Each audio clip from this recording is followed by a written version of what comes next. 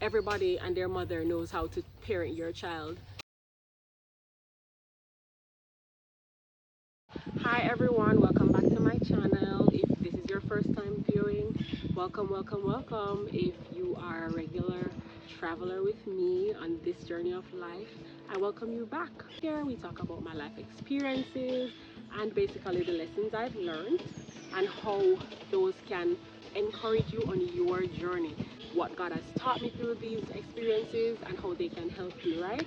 So a while ago I was having lunch. I'll show you what that was. Trying to eat healthy, but really trying to eat healthy nowadays. But anyways, while eating my lunch, this is the before and this is the after, I couldn't help but thinking, what's my child eating? And then it just dawned on me that parents have to do so many things. Parenting woes is the title of this video. So the number one thing is, it's a blessing and a curse at the same time. You don't think about yourself alone. So parenting helps you not to be selfish. You have to think about a whole other human being. You have to not, step back. Like for me, I never like when people eat out of my plate. Even my husband, him know me hate when people eat out of my plate, even though I'll eat out of your plate. Alright, so stop right now and just comment and like this video and share and subscribe. If you have not subscribed, subscribe. My daughter, she can eat out of my plate anytime. Plus, she's a picky eater, so I'm always worrying about what she's eating. So I can't even just sit down and enjoy my lunch in peace. I have to be like, oh my gosh, what's she eating? Did she eat lunch? You know. Uh, so that's the first one. You never think about yourself anymore. You always think about this other human being, which is your child, right? The next one is unsolicited parenting advice. Everybody and their mother knows how to parent your child. There's something I heard Tammy said on her vlog. She said, you are the best parent for your child. That's why you got that child. And every decision you make, of course, clearly a parent that's mentally healthy and can make proper decisions we're talking about, right? All the decisions you make clearly are the best for your child. Anywho, um, I've gotten so many unsolicited parenting advice. It's not even funny. Um, I'll just smile and okay, but leave it alone. Whatever. If I'm not gonna do it, I'm not gonna do it. I get that people care and I get that they want to, um, chime in, but I feel like it's good to ask the parent, how can I assist? If you can assist, do you need any help with this? I think that's the best way than to say, oh, you're doing it wrong, this is the way to do it. I remember being in Ukraine, I would see parents out in the rain with their kids, the children playing in the snow and all of that. In Jamaica, and I know that happens in many other European countries where it's wet and rainy, like even in England, right? Babies are out in the rain and all of that. Here though, if you have a baby out in the rain, our culture is to be like, cover the baby head, or they have the baby in the dew rain, not the baby enough out in the dew rain. There's no science to support that, but because of culture we say that, or grandparents say that. And another thing is, I hear every time I see a parent with a child that has fever, most times they'll tell me that the grandparents tell them to wash them off in cold water, and I'm like, fam, no. So unsolicited parenting advice at times. As I just spoke about the whole fever situation, I'm gonna make a video about my free doctor's advice. So that's for another time, right? And yeah, unsolicited parenting advice. When I was pregnant, I read so many parenting books, but my number two books were Child Guidance and Adventist Home. Both of them were by Ellen White. So I remember when I had my child, I was in Ukraine by myself, had my child, right? I'll link the video about my birth story and all of that here. Yeah. And I went there and I had my child by myself, God's grace and Gozelle, right? And I remember my mom, I don't know if she remembers this, but I remember she was kind of upset with me because she's like, you're not calling me or your husband to ask us what you need to do. And I'm like, first of all, I assisted in raising my brother. He's 4 years younger than me and I was a very mature child, right? And so I didn't think I needed any assistance as it related to what to do. I remember Gozelle saying like, oh my gosh, you know everything. because I studied and I read up. I really wanted to be prepared, right? So, I never really needed anybody's advice, and that may not be for everybody, but that was me, right?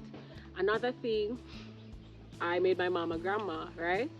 And my husband's mom too, because our daughter is the first grandchild for both sides of the family. So grandparents and their interventions, man, there are things that I saw in my parents, how they parented me, and I didn't want to do that for my child. And my father especially is the one that will be like, sorry about that sound, somebody's scraping some metal over there.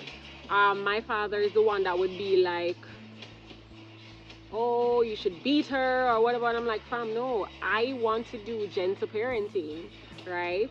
So grandparents and their interventions, in my opinion. So whether that's spoiling the child or whether that's, so I think my mother spoils my daughter, while my father he has a mixture of spoiling her plus wanting to be strict at the same time. I don't know how that works, but yeah.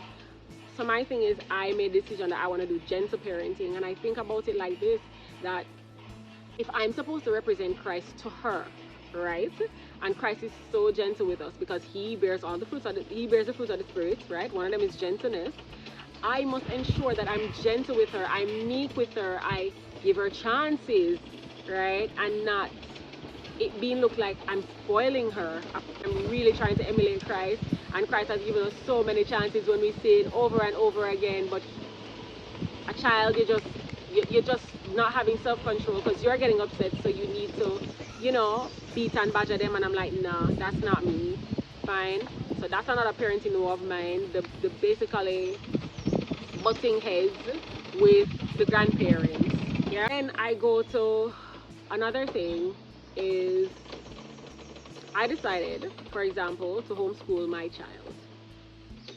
And I've gotten side eyes at times. People have side eyed me. When I read the book Child Guidance, it was one of the advices given, that homeschooling is one of the best ways.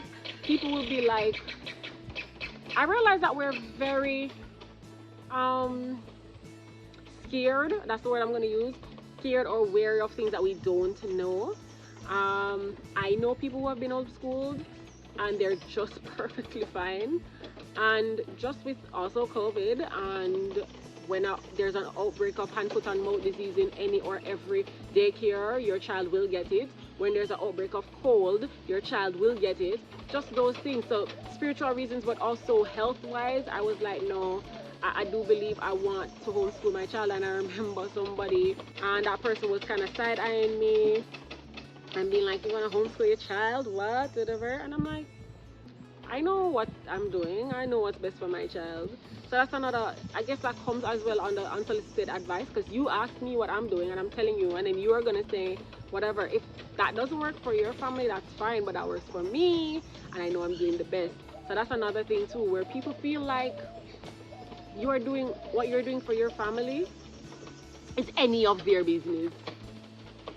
What I'm doing for my family and my child is none of your business first.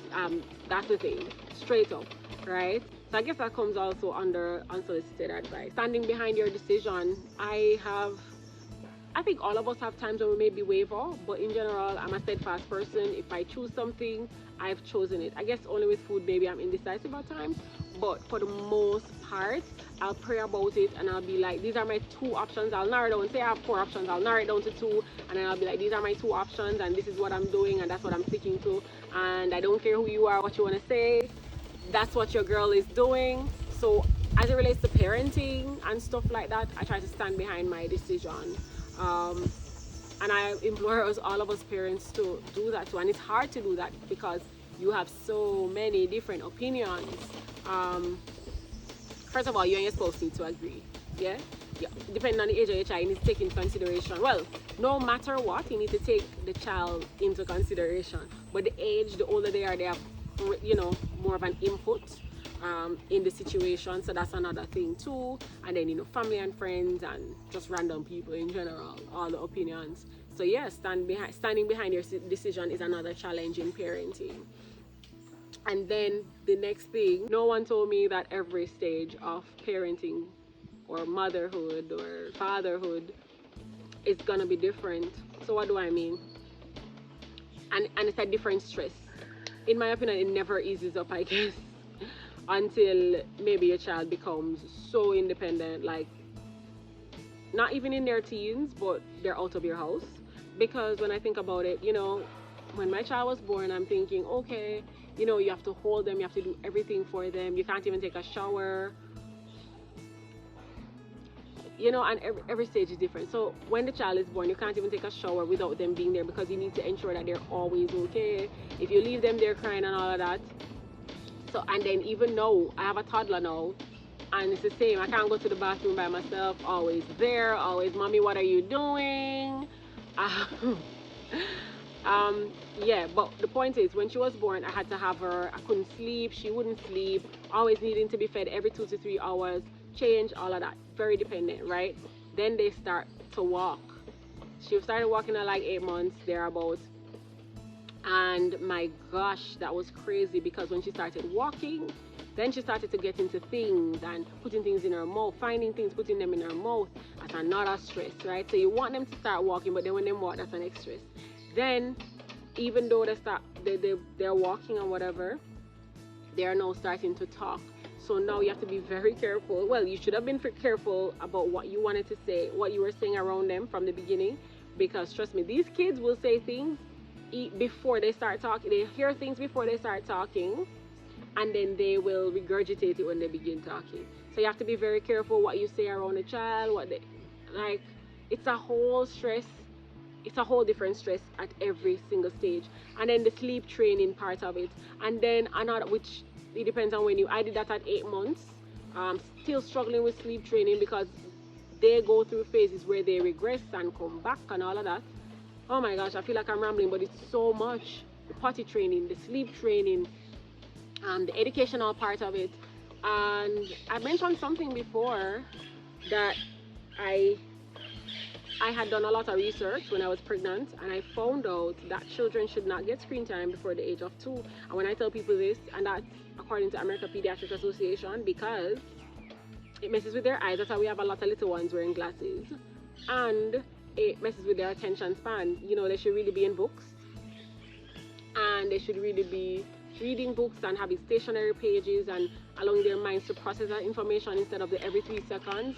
So another action is on the screen and they are taking that in.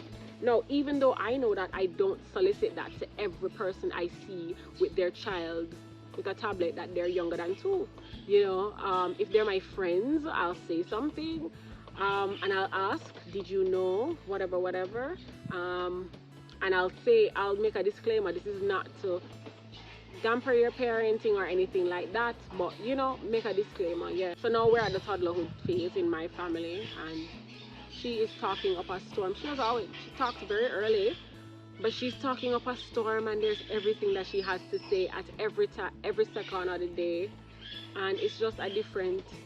It's a different type of stress as it relates to this phase, because she does not eat. So we're stressing every second of the day. What are you gonna eat? Do you want this? Do you want that? It's a whole different thing. And then they imitate everything you do, so you have to be so careful. Parenting woes are just, I can't even begin to count, first of all. Second of all, I'm not gonna go into every single detail, but these are the ones that stood out to me, and some of them also overlapped. Yeah. One thing I can say about parenting in conclusion, parenting does not begin when you have a child.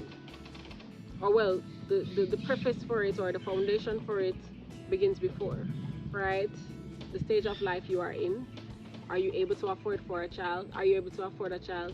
Your mental capacity. Are you researching and getting to know what a child will need and how that will be? So you prepare yourself for motherhood or fatherhood, parenthood in general, from before. And I was very happy that in general I helped to raise my brother. I also helped to raise this little, well, I can't call him a little boy anymore, he just graduated from KC. Adrian, and I learned a lot along the way. So when I had my child, I was ready. I was ready, yeah. And so basically, that's something I realized as well. Parenting does not start from um, when you're pregnant. It really, the preparation for it starts from before, yeah. And parenting is so important because I remember speaking about it starting from before. I remember in the Bible where it talks about Jesus and how basically he was filled with the Holy Spirit. John the Baptist was another baby in the belly that was filled with the Holy Spirit. So what mothers do and what fathers do, in my opinion, a greater responsibility is on the mother because she's pregnant, she's the one nurturing the child. The father supports and assists in that and helps that she'll be healthy. But yeah, so that's something for those who want to get pregnant and those who want to have a child to think about, that parenting starts now and you're preparing your body and you're preparing your life for this child. Yeah, I hope this video was helpful and that you can relate. Tell me below some of your parenting woes, and if you're not a parent, aunties and uncles, what are the woes that what are the things that you've learned, what you've gone through, what you've experienced. Parenting is such a beautiful thing. It's a huge responsibility. But once you realize that this little life is in your hands and God has really given you this responsibility and you take it on in that light, like, wow, you know, I'm blessed to be having this life to foster, and that this life was loaned to me, you will see the need for a greater responsibility, for the great responsibility that you have. You'll understand it, and then you will make decisions based on that, right? So be encouraged on your parenting journey, on those preparing to become parents. Have a good day. Like, share, subscribe. Don't forget to comment below and tell a friend. All right.